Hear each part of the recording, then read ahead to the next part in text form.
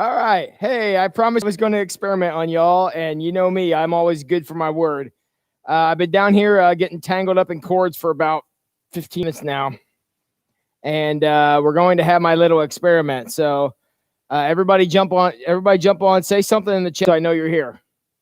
There's 19 of you here right now, because when I'm running this experiment, I'm going to lose the chat for a minute. So somebody tell me if they're here.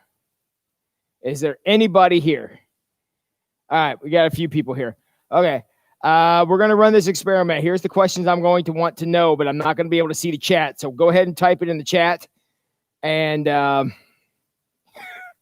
because, I'm super professional, and that's how this is going to roll tonight. So, all right, I'm going to run this. I need to know what the sound sounds like.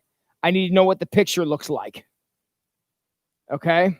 So I need to know what the sound sounds like when I do this. I need to know what the picture looks like. So everybody, and I'm not going to be able to see the chat till we're done with this. So take a minute and do that. All right, let me see. All right, hang on. I'm about to lose the chat here for a second, so I'll be right back. All right, here we go.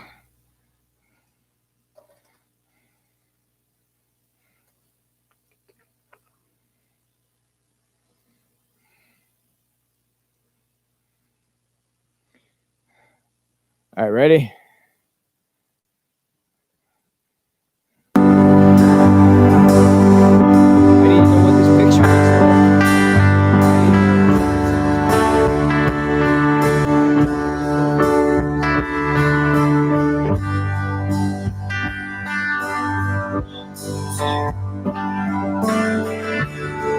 like. There's nothing worth more that will ever come close.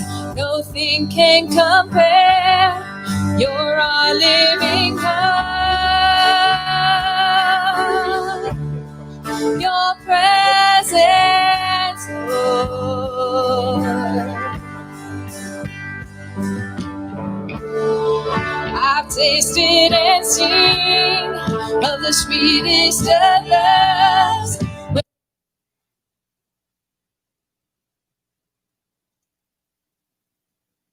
Okay, talk to me.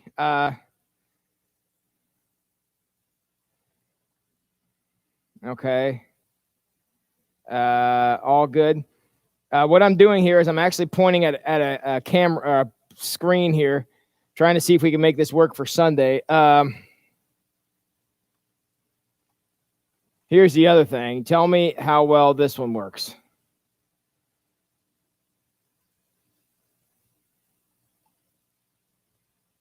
Is this one better or worse?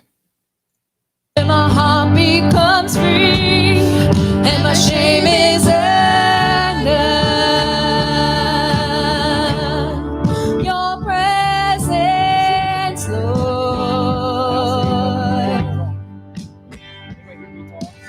Holy Spirit, you are welcome here. Okay, the other picture is better. Picture not the best on the big screen. Okay, picture where sound, the sound should be okay. Can you hear me talk when I talk over it?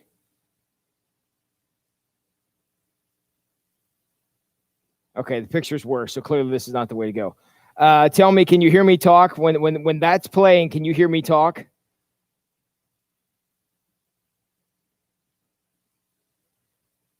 I need somebody to answer my question. Can you hear me talk?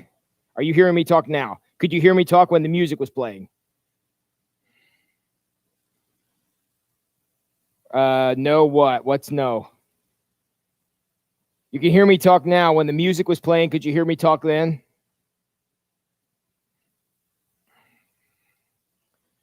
Hold on, I'm going to make everybody air sick here for a second.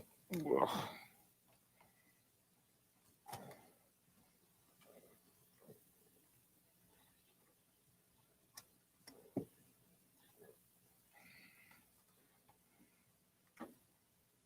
Okay, so I was not talking when the music was on. Is that what y'all are telling me? I did. I was talking the whole time it was playing. You couldn't hear me when they were playing music? Okay, see, these are the lessons I need to learn because I don't know how technology works, apparently.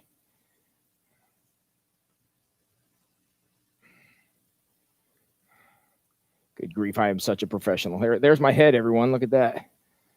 All right.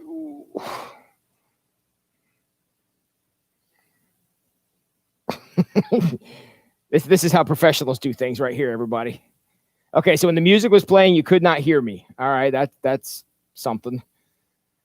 So, all right, so tell me what you hear now.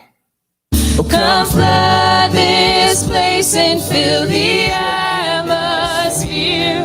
Your glory, God, is what our hearts long. So I'm guessing when that did you just hear music just now, even though you didn't have it on the screen?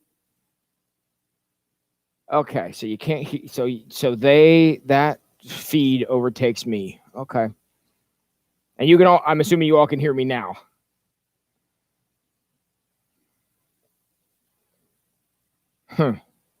Okay, well, I didn't know it worked like that. What do you know?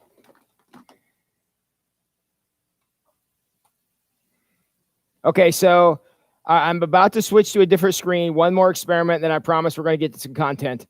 Tell me if this sounds like it did before when I had him on the screen. Tell me if this, what you're about to hear, sounds like what it sounded before, okay? That's my question.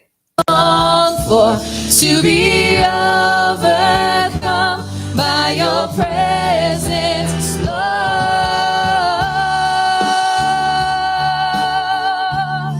Your presence, Lord.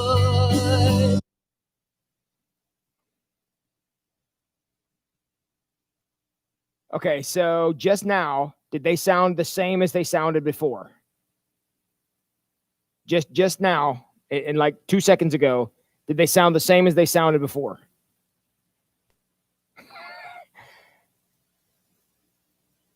They were louder. Okay. I have no explanation why they sounded any different. Okay. All right. That's what I needed to know. So I think, all right. Okay. So that's how we're going to do this Sunday. But did the music sound good? Was it a quality sound? Was it good sound?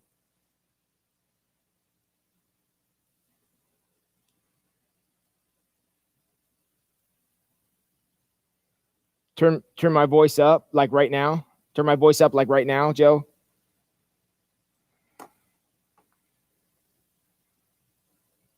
Okay. Okay. All right. I'm sorry I have to go do this. I have to go turn the projectors off. So give me 2 seconds. See, I can keep talking to you even though I'm walking around the sanctuary. Can everybody hear me?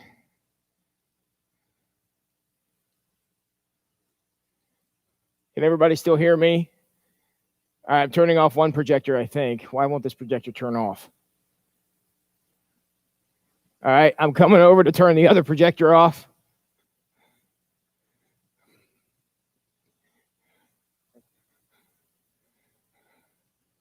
Wow, these projector buttons don't have very good range on them. All right, I'm coming back to the sound booth. I'm almost here. And I am back. Can you hear me now? Yes. So you heard me the whole time. So I'm like walking all over the sanctuary. You can still hear me. Awesome. All right. So how many of you would rather listen to this than hear me talk? There's nothing worth more that will ever come close. Nothing can compare. You're our living hope. Your presence, Lord.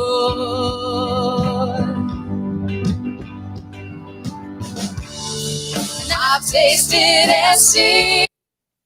Let's see. We're going to listen to April John sing, and we're going to listen to Pastor Tim talk. Yell over the music, a few words only. Okay, here comes. Of the sweetest of loves, where my heart becomes free, and my shame is undone. Your presence. Okay, I did it, Joe. Did you hear anything from me?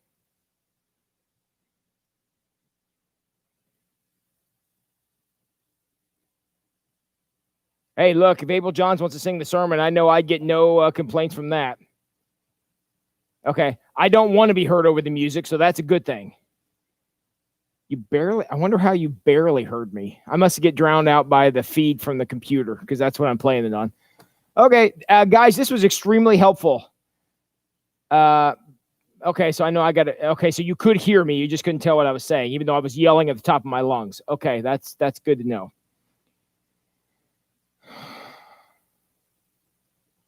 All right, good. All right, April's going to sing for just another second here while I shut this off. Holy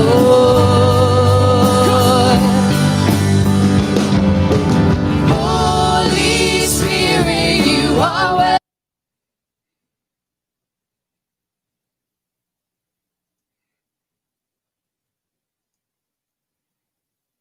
I'm assuming you can see me now, and I'm like working on stuff here. All right, get off there. Good.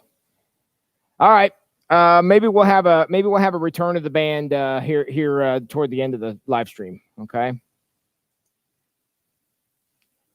All right. Thank you. That was extremely helpful for Sunday. Because I don't know how this is going to work. No, actually, I don't want you to hear me. I only want the computer to come through. So that actually works how I want it to. So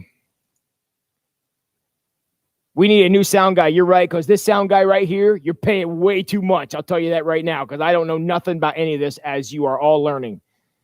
So, all right, y'all hear me okay now? I'm not going to ask if I sound good, because I know better than to ask that. But can you hear me okay? Let me kill the computer sound.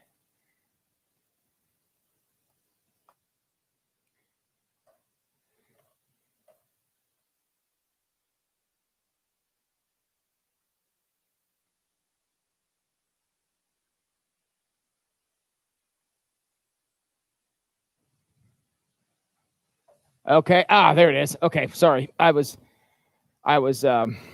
muted there for a second, and don't mute pastors. It gets us upset. All right, cool.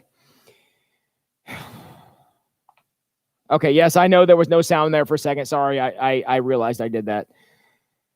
Okay. Thank you all. I'm still trying to work out this thing for Sunday, how we're going to do this. I think I now know how we're going to do it. At least I have a theory on how we're going to do it. Whether it actually happens that way, who in the heck knows? But that's what we're looking for. Sunday. Okay. So what we're going to do is Daryl's going to come in and record his stuff tomorrow night. And once he's done recording his stuff, what we're going to do is we're going to do his music just like we just did. Only you're not going to be able to see it. You're only going to be able to hear it. So that's how it's going to be. But the sound quality will come through great, and you'll be able to see the front of the church. And then the sermon will be live, as well as the prayer will be live. So we now know how that works, and that's how I'm going to do it. So I now understand what I think I need to do, I think. But thank you. This was actually very helpful. All right. And speaking of Pastor Tim doing something that he has absolutely no idea how to do, let's go talk about worry. I mean, come on. You can't beat that segue. That was a boss segue right there.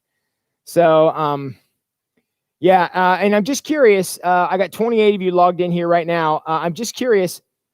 How many of you think you are considering coming to First Light live here in the sanctuary on Sunday? Are any of you thinking about being here? And I know a number of you are planning to come to Awaken. I'm not concerned about that right now. How many of you are thinking about coming to First Light? Hey, Parker. I need to help out here a little bit. Oh, that's too much.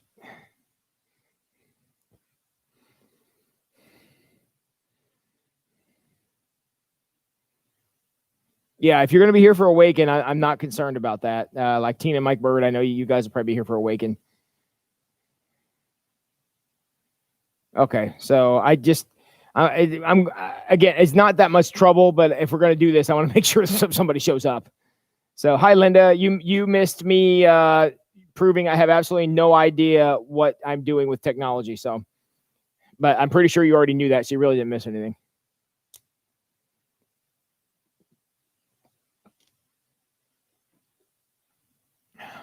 Okay.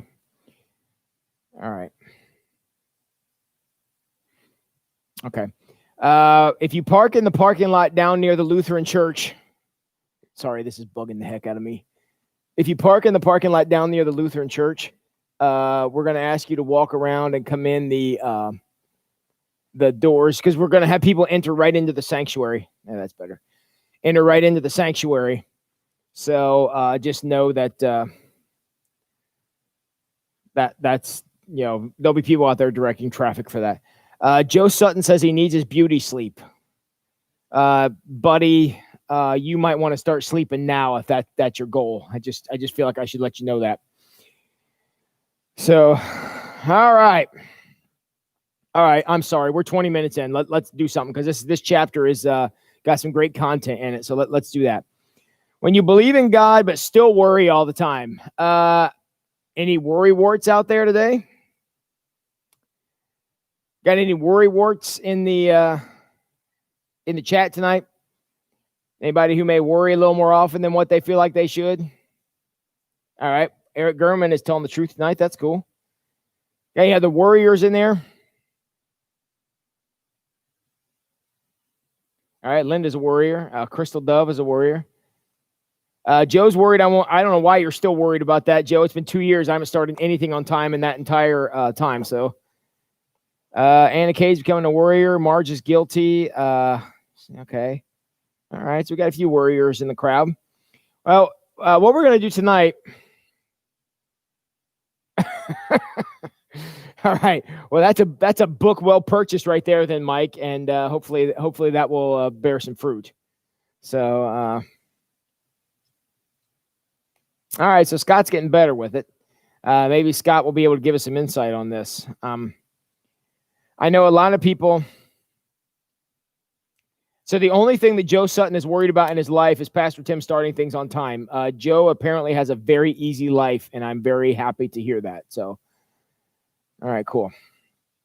So how many of you pull the trick he opens up the chapter with?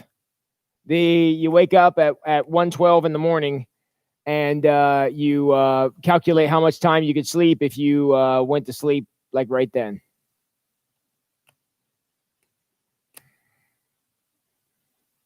How many of you do that? I may have done that in the past, but that's not something that I would generally do. But I know I've had a few people tell me that's something they fall into.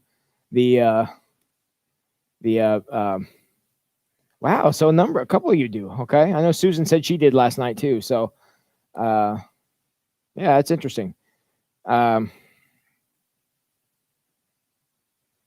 Okay, so we got a few people who do that.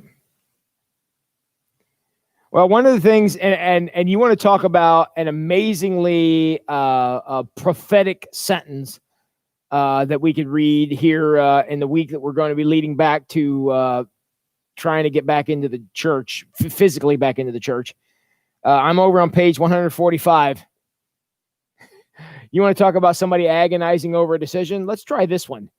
I'm reading. This is not Tim talking. This is Craig talking. He says, it's amazing that one seemingly straightforward church decision could so profoundly haunt me. Pastor Tim says a big amen to that. Because look, in my career, 20 some odd years I've been doing this, I've never had a decision that everybody agreed on. I mean, it doesn't even matter what it is. It could be something as simple as, is today Tuesday, and somebody will disagree, and it just, churches are notorious for that kind of stuff. And then you start having decisions. Well, when are we going to come back from this COVID-19 shutdown? When are we going to do that? Well, let me tell you something. Let me assure you, there is zilch agreement on that. And there has been the whole time. So, sometimes as a pastor, it can make you feel like you're standing on an island and about trying to make decisions about what to do. And that's tough. But Craig goes through some of the things that was keeping him up. So one, I mean, speaking more broadly, was Cheryl, I can't even imagine. I cannot even imagine what that was like. I'm glad I wasn't here, because I would have had an opinion on that too that I don't think would have been popular. So okay, so you got decisions at work that have to be made. That can bother you. The next paragraph, he says his mom had just been released from the hospital for the second time after a series of small strokes. That could tend to weigh on a person. Next, Amy. I think Amy's his wife. Jump in the comments, tell me if that's right. I think Amy is his wife. He said Amy had been battling chronic infections. I can't remember if that's his wife or his daughter. But a sick child or a sick spouse, that could wear on you. And one of the and one of the things that I've noticed about seasons of my life when I worry about things, and I got to tell you, I'm kind of with Anna Kay. I don't worry nearly these days as what I used to. And I'll tell you the thing that broke me of being a worrier, because I'm not now. I think about things and things bother me. I'm not stupid in saying that, but I think the thing that broke me of worrying about things was my experience at my previous church. Things there got so awful for so long that there was so much out of my control. People were mad at me about things. Not only did I not have control of it, they were mad at me about things I didn't even know about.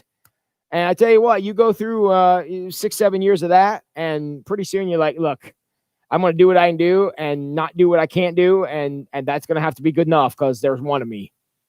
And that's where I eventually got to. Really broke me of the worry thing, because I had to live by so much faith in that horrendous situation that why worry about it? What's going to happen is going to happen. I'm going to like it or I'm going to hate it. And either way, life's going to go on. And that's kind of what I finally got to. So I tell you what, in these days, I'm usually almost asleep before I even lay down in bed, and I sleep all night very peacefully. Most nights. My nightmares have gotten better. I've disclosed in here that I've dealt with nightmares in the past, and I do occasionally do that. But boy, past year or so has been a lot better. There were a couple of silver linings there, Cheryl, and that's certainly one of them. And it takes a lot of seasons of living through the firestorm to figure out who you are. Well, today, this guy right here, he knows who he is. And I'm a lot better for it. Not that I would recommend doing that, but that's how I got there. So these are examples of things we worry about. Stuff going on at work, illnesses in our families, situations in relationships. These are all things that we worry about. Money can be a source of worry. Making mistakes can be a source of worry. There's a lot.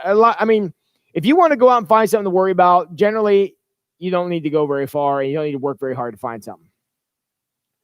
But during seasons of my life, before, when I used to worry about stuff more than I do now, and some of you can jump in the comments and back me up on this one, and Craig says it too, is it tends to get worse at night. It tends to get worse at night. During the light of day, the pressures of the day, they're tough, but they're worse at night. Can I get an amen from anybody who may agree with that besides Eric Gurman, who clearly agrees? Mark says that's because you live in St. Mary's now, and let me tell you something. I thank God every single day that is the case. Worry was a useless emotion. It is useless. In fact, I would go so far as to say destructive, but that works too. All right. So I got a couple people who agree. It does get worse at night.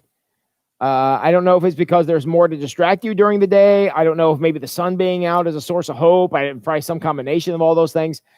But it does seem to get worse at night.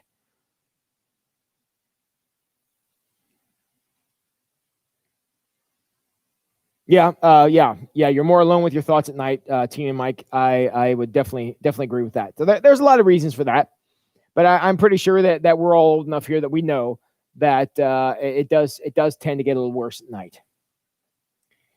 So now one of the things he talks about here, I'm still on page 146.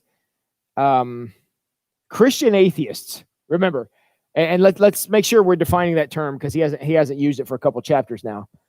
Christian atheists are people who will confess with their mouth that Christ is Lord and the power of the resurrection and the truth of the gospel.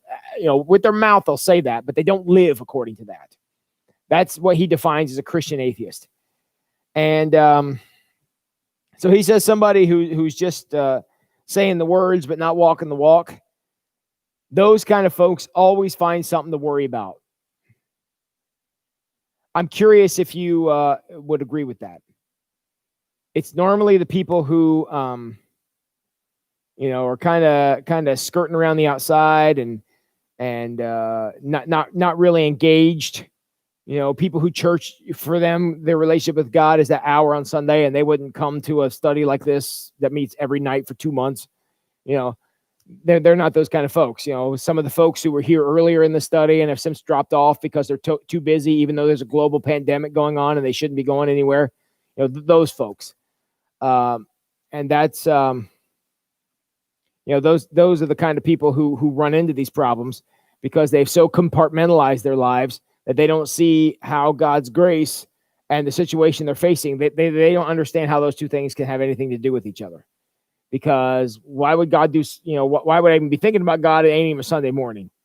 And that's kind of where they get to.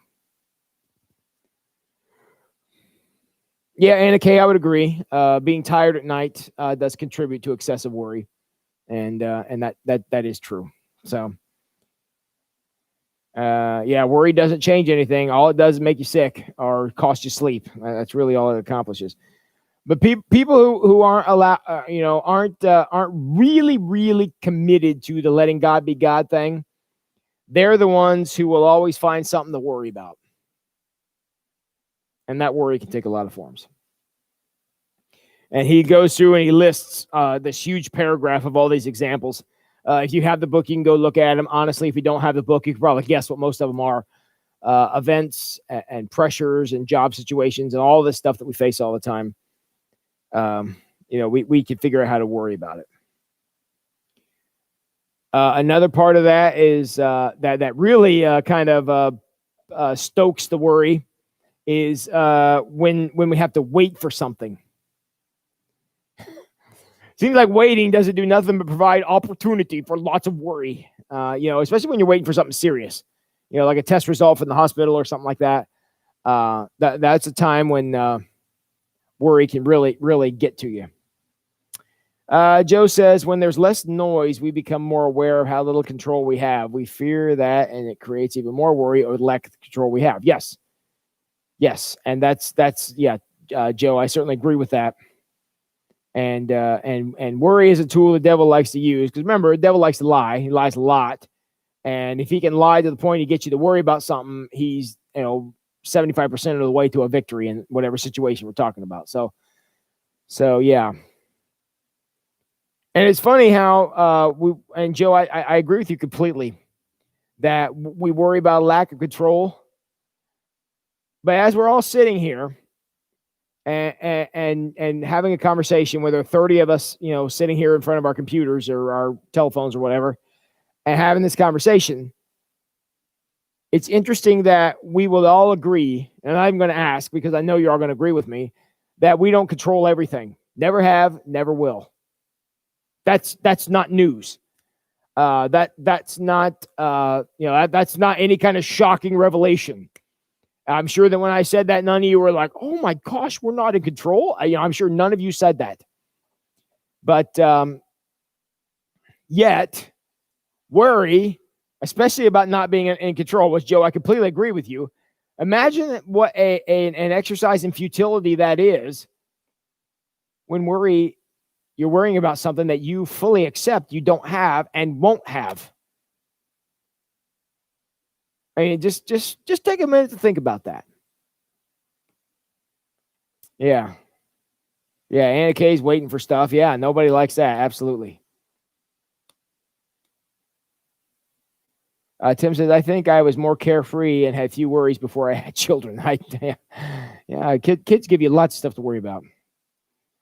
Worry takes us away from the positive. Worry is negative. At least the results of worry are negative. And one of the questions that will just cause us to melt down with worry is that awful question that we sometimes ask ourselves, even though we shouldn't, we sometimes do. And that question is 2 words. What if?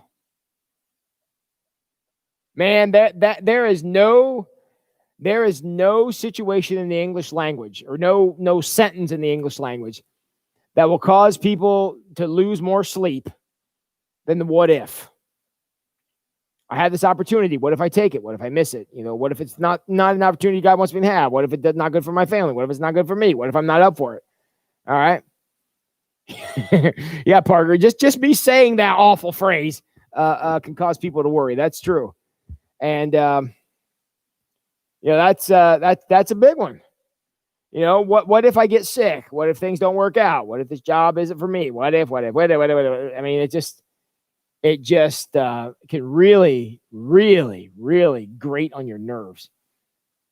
All right, I missed a few things here. Mike and Tina. Tina is an impatient control freak that worries a lot. So I take it Mike has control of the keyboard tonight.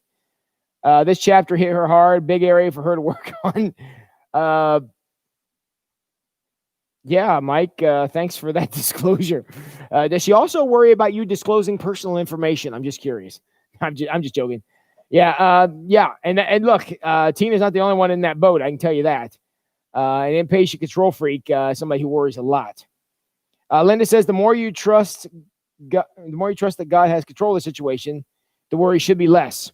That's going to be tomorrow night's conversation. That's the second half of the chapter. That's where we're going. But very good, Linda.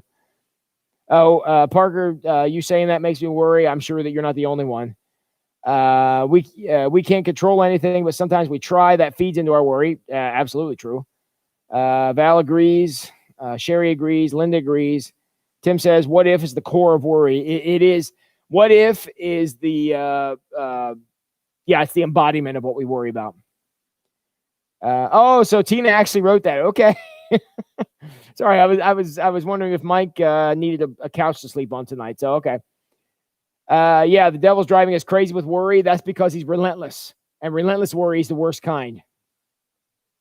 Eric agrees with Linda. God has a master plan, but it's hard not to be in control of the situation. That's right, because we want to call the shots. And look, I'm still dealing with that too.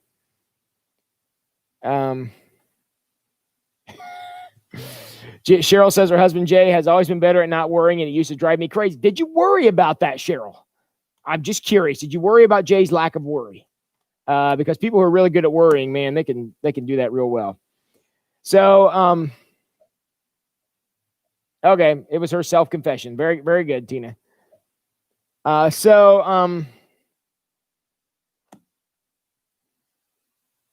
We're going to come back to the what if monster probably tomorrow night. I think we'll probably get there, but I'm going to just advise you to be careful about that. Because I think one of the things that can help us with the what if question, what can get us away from what if, is to change one letter in that sentence. One letter. And it will help us with that what if question. That what if question, it plagues a lot of us, and I mean us, not just you, plagues a lot of us. You change one letter in that sentence, and you focus on the new sentence, and it helps. And what is that letter? Change the F to an S. Focus on that, and that will help. That takes what if to what is. And focus on that, because what is, you can do something about. You can use that. You can plan. You can focus. What is? Because what if you have no control over? Worrying about it changes nothing. But what is? That stuff you can do stuff with. What is God? What is your role in God's plan? What is your role in your family?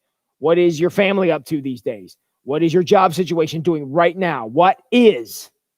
Those are things you can act upon. And I'll tell you, nothing burns off nervous energy and worry faster than being able to do something. And what is something you can do something with.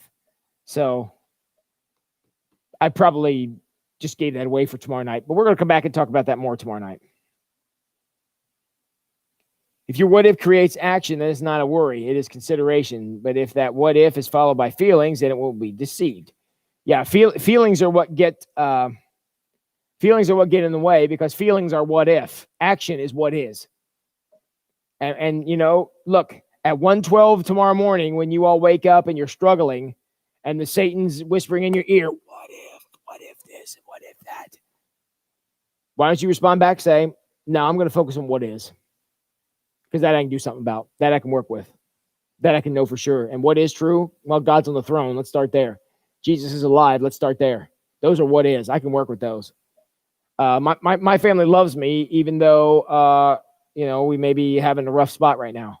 That's what is. I'm not going to waste my time with what if, because that's going nowhere. So, okay. There you go. Use that word is. Is a powerful word. There's a series of very powerful words that you could think of. Is one of them. Another word that's really powerful is the word yet. There's a lot of power in the word yet. Okay. Teresa says, I play the what if in certain situations because I think it makes me prepared because I'm a problem solver. I need to remember to let go and let God. Yes. Because again, what if you're preparing for a what if that never becomes a what is? You spend a whole night thinking about a what if that never happens. Spend a week worrying about a what if that never happens. Make life-changing decisions based on a what if that never happens. Why would you want to do that? Focus on what is, because that's stuff you can do things with. All right, let's turn the page. Worry is not your friend.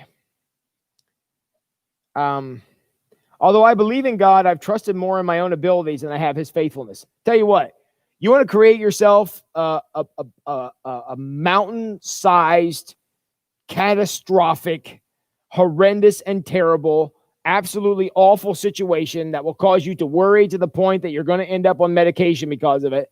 If that's your goal, here's how you accomplish that goal. You depend only upon yourself. Holy cow, you won't be able to live with that amount of worry. You will have enough to worry about that worry warts will be so happy. And friends, that's where worry comes from. Worry means I gotta be the one that makes this happen. That's the essence of worry. And if we want to trust ourselves because we're not willing to trust God, you are just saying, you're just opening the door to your life and saying, hi, all the worry in the world, please come into my life. I would welcome you here. That's what depending on yourself will do. Okay. Now, and that depend on yourself. Have a situation where all you depend on is me. And I'm telling you, you are setting yourself up for worry like you never knew. Okay. Craig goes on to tell, I'm sorry, what I found to be a relatively hilarious story, and about his son. His son they call Bookie, and Bookie found a little friend, and I'm saying it exactly how Craig wrote it, his friend, and he was so excited. So one day, Craig was out working in the yard, and he found his son was playing and excited, and he was young. How old was he? Like 2 years old or something. He wasn't very old. He was a little guy. And, he was squealing with delight and excited as little kids tend to be. And he runs up to his dad, and his dad comes over to him and say, hey, what you doing? And he said, hey, I got a friend here. I'm going to read this verbatim because I have a question about this. Okay. Because as sick as this is, this makes me laugh. I'm on page 148 if you want to follow along here. I strolled over and asked, Bookie, where's your friend? Is it an imaginary friend? Bookie chirped, no, Daddy. And he pointed excitedly, look, my friend. And there, directly at his feet, was a small rattlesnake. In case you didn't already know, a rattlesnake is not your friend. I jerked Bookie away from the snake and stomped on the snake's head and crushed it. Immediately after that, I cut off its head with a shovel. Question. How excited is Bookie ever going to be to introduce his dad to any of his other friends? I mean, this is like the worst introduction of your best friend that could possibly ever happen, where dad stomps on his head and then chops it off. That's the epitome of not going very well as far as introducing your dad to your friend. And I'm sorry, I'm sorry, I laughed out loud when I read this. I thought it was hilarious. Because a 2-year-old doesn't know. 2 years like, wow, a snake in this cool. And yeah, so I'm a sick person, and I laughed at that, and I'm sorry that you now know that about me, but I found that to be kind of funny. So when stopping daddy time, yeah. So now he did that because obviously Bookie, his son, and I forget how old he said he was, but he's not very old, just a couple years old. He doesn't know about how to make friends, and for the most part, rattlesnakes probably not the friend anybody wants to have. Okay, so how many of us, after he tells this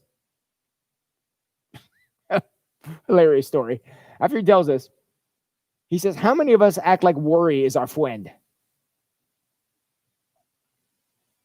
How many of us act like Bookie, his son? And we think that worry is our friend and somebody that we do. Now, we don't, he says we don't constantly talk about it that way.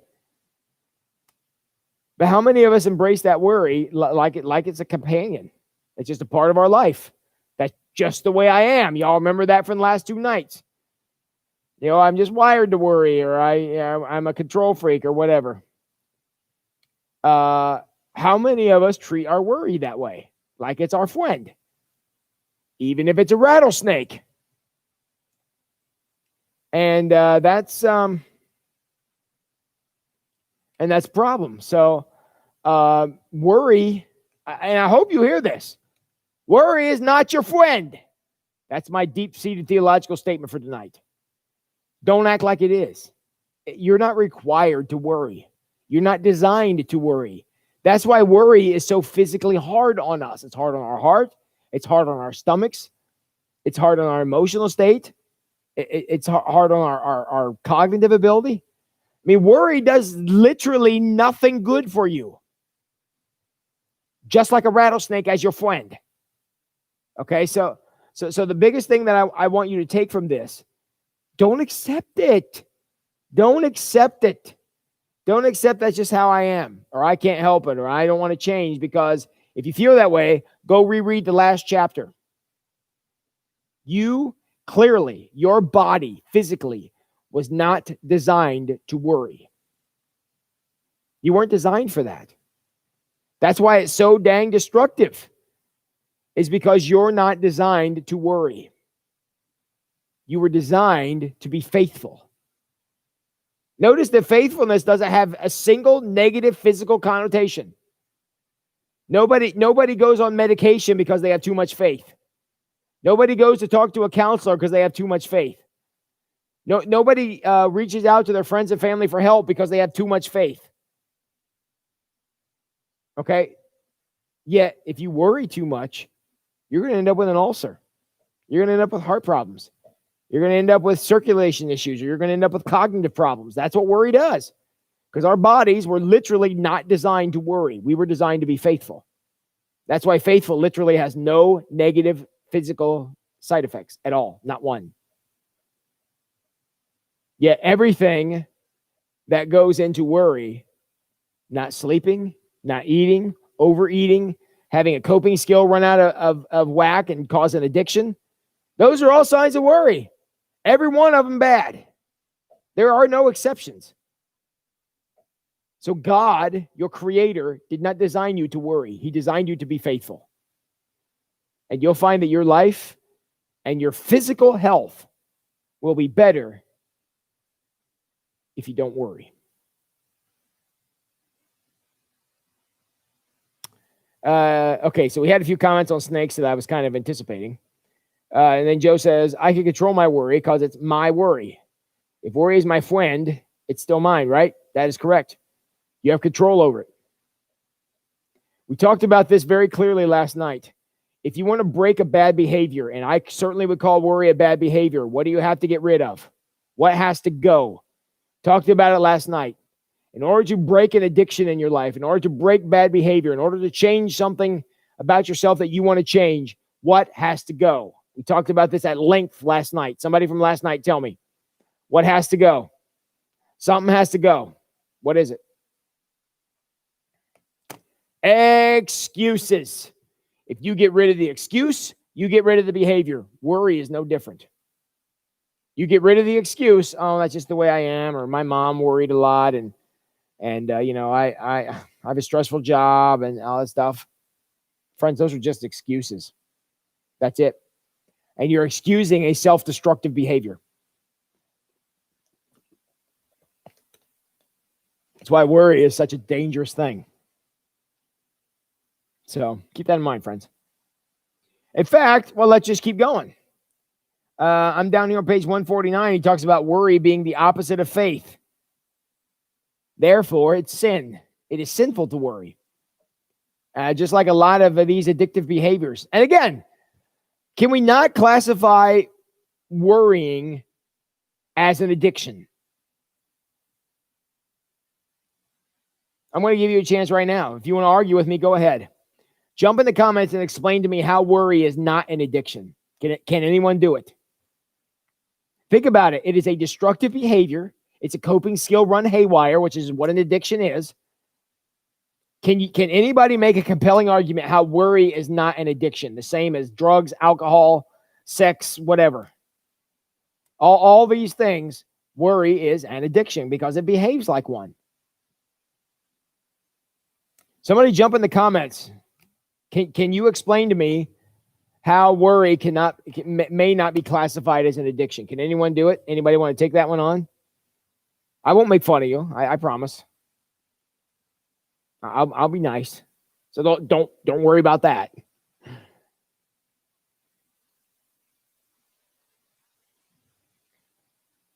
I don't know, Cheryl. I don't know.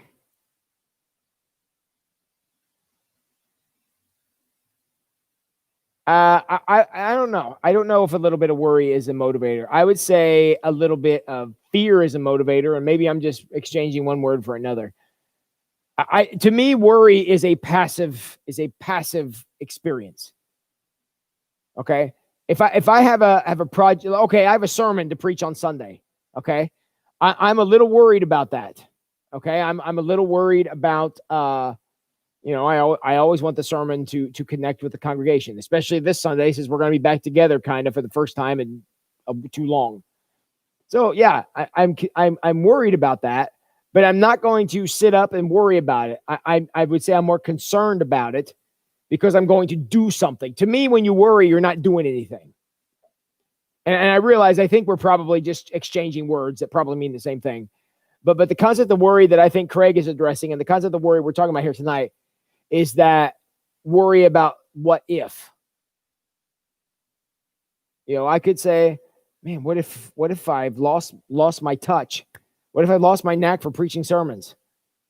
Gosh, what if I get up there and I forget how to speak English, which I've done that some Sundays. Or I could say, what is people are going to be back together for church for the first time in 3 months, and I'm pretty sure as excited as everyone is, I can stand up there and read the phone book, and people are going to be excited about it. That's the truth. So what is, I can work with what is. Let's be excited about being together. Let's not let Satan rob that from us. That's what is. And so to me, worry is such a passive, it's like a passive thing. And yeah, I know it's mostly semantics. Yeah. And I know, Cheryl, I know we're not disagreeing at all. I'm just saying that worry can be, worry to me is a passive thing that we do. Concern is something that we act upon. And again, I know it's semantics, but and that's where I'm saying, because I don't after everything I've said, I don't think I can with integrity say, oh, a little bit's okay. In the same way I can say, oh, just a little bit of, crack cocaine is not going to hurt you. That's not true. So that's all I'm saying. I think you and I are actually agreeing, Cheryl. I'm just, the idea here is that, There is a motivation, but in order to be motivated, there has to be something to do. Worry does not find that. Worry just sits and stews in what I'm doing. So, all right, hold on here. I've got off on a tangent here. Cheryl says, for instance, you worry about diabetes, you may lose weight. Yes, but again, it motivates you to do something. It's hard to worry about something that you're doing something about. Again, it's semantics. Yes, but there's an involuntary aspect to worry, which most addictions do not have.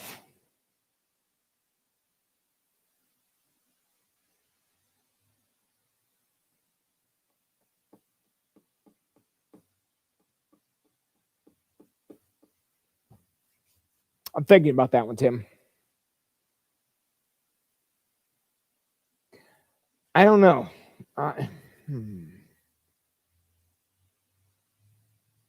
Gosh, you really stumped me on this one, because I don't know that I agree with that, but I can't figure out why. I think worry is a choice in all situations.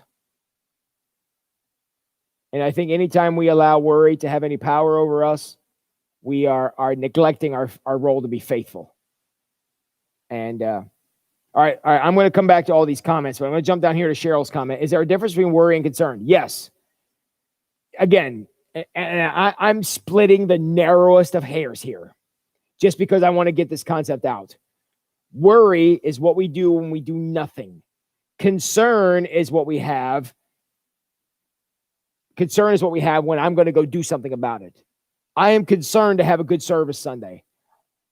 Therefore, I'm going to do something about it. I am going to put forth effort and work on the sermon and make sure it's put together.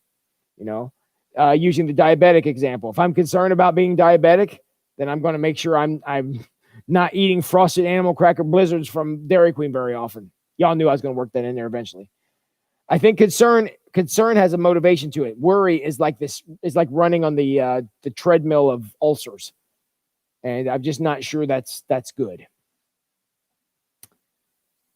All right. How are worry and fear different? I think the same thing. I think fear is, again, we are splitting the narrowest of hairs here. All right. I need to keep saying that.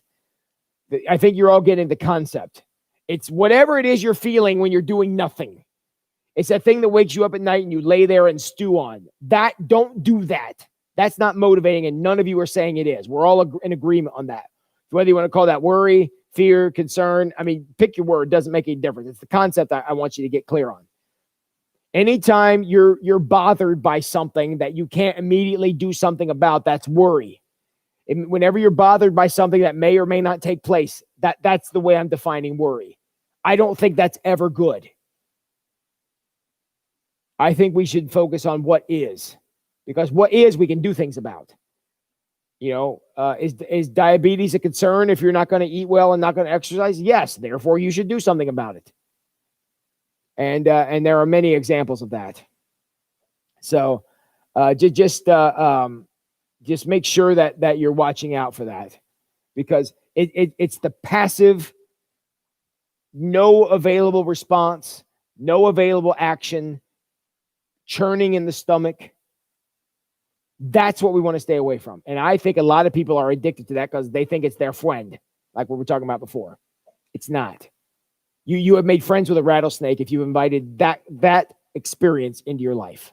The passive, not doing anything experience of just continually mulling over what's going on. And normally there's a what if in there. When Satan gets you asking if rather than is. You want to watch out for that. All right. Scott says, I can remember my dad walking the floor worrying. I don't want to turn into that. I turn it over to God. I think that's a pretty good strategy because, Scott, if you watched your dad do that for a long time, then you know it didn't get him anywhere, at least nowhere good. Concern is a better word as a motivator. Yeah, again, words are words, but I think the concept was important. I think is that cancer is not as destructive as worry can be. Oh, that's probably concern. I think that concern is not as destructive as worry can be. Yes, because concern, there's something we can do about it. Is there a difference between worry and concern? I addressed that one. Good. Concern. what is. Yeah, you're welcome. Tina and Mike, so if you stay home because of COVID, you are concerned, worried, or in fear?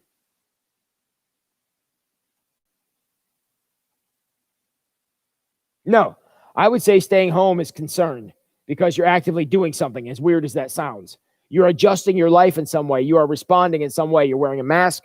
You're staying home. That is concern. It's concern that A, you may catch something, or B, somebody may catch something from you.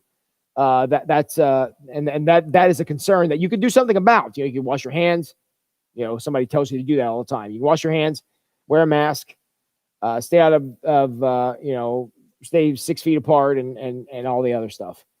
So I would call participating in the quarantine a concern, and we can debate whether or not we should still be concerned about that. I mean, that's certainly an issue open for discussion.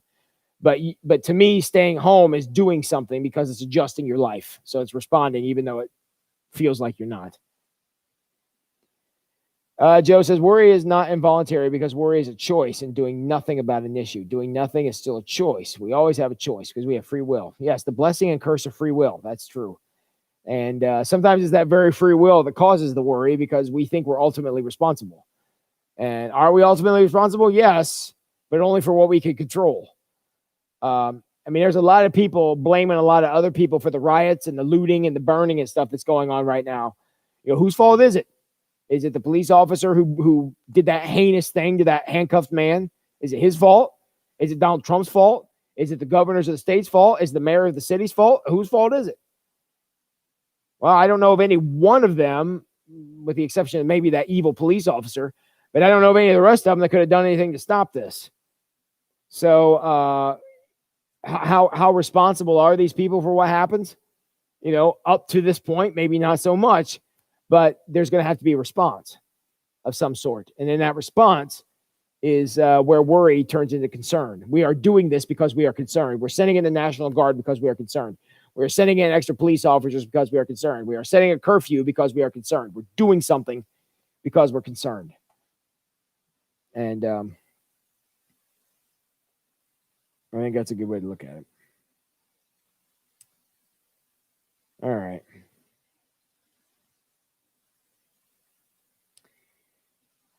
All right, I got one more. I know I'm out of time. I got one more point I want to make here, and then I'm going to sign off. I'm on page 150. For those of you who follow along, I'm in the. Can you all hear the bell? 9 o'clock bell's ringing. I'm on page 150. Worry indicates that we're not willing to let God handle certain things, at least not in his way, and certainly not in his time. He says it earlier on this page. Worry is a control issue. That is what it is. We want to be in control of all the what ifs in the universe. And honestly, if we really think about it, we really don't want to be, but we think we want to be. And that can be tough. Scott, you and I are on one mind on that one. I couldn't agree more. But so the idea here is that worry is actually an enemy to faith. That was the point of what I was saying before. Everything associated with what worry does to you physically is bad. Yet faith has no negative physical manifestations. And that's why, because we were designed to be faithful, we were not designed to worry. So that's why we shouldn't be doing it. All right.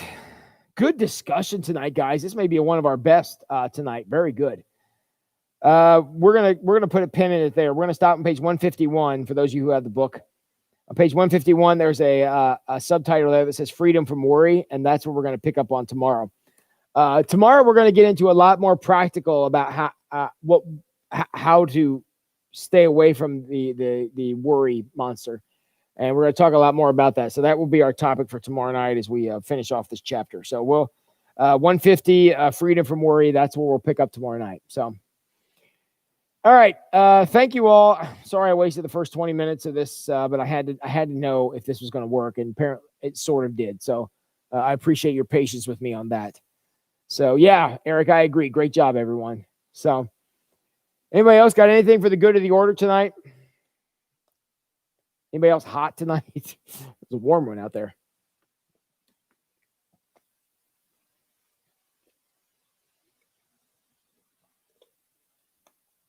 Yep. Sweet dreams to you, Val.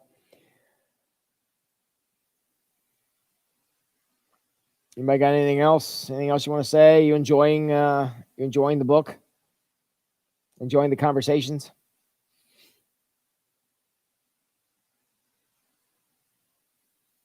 You guys enjoying this? I hope you are. Because by my calculation, I think we got about 2 more weeks. We're going to finish this in about 2 weeks.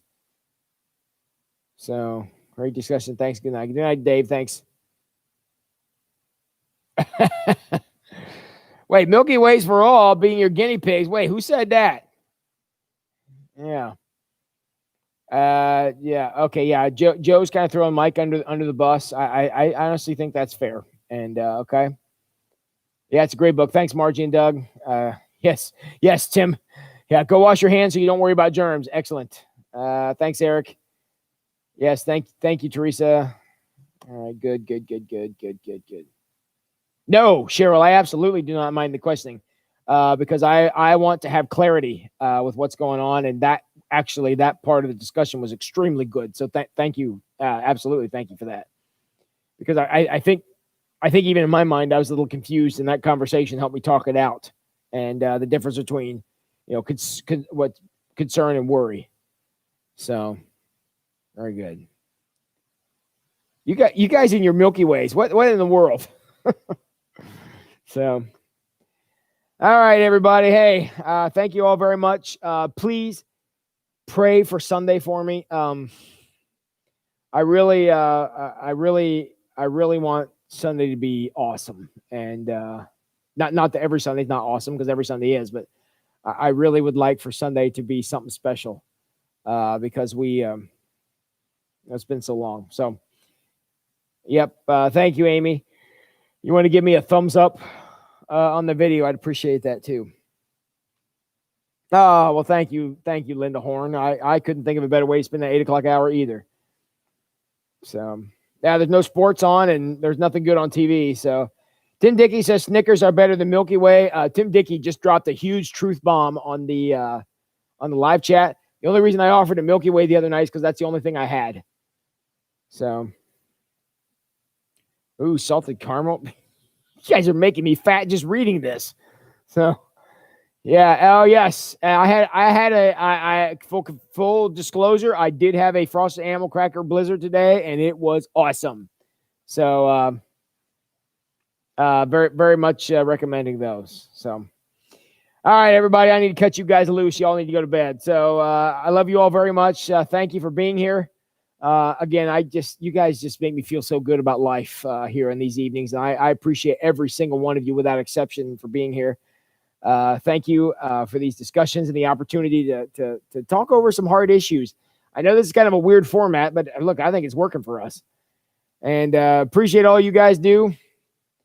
Everybody have a great night, and y'all know what you need to go do now. Go wash those hands.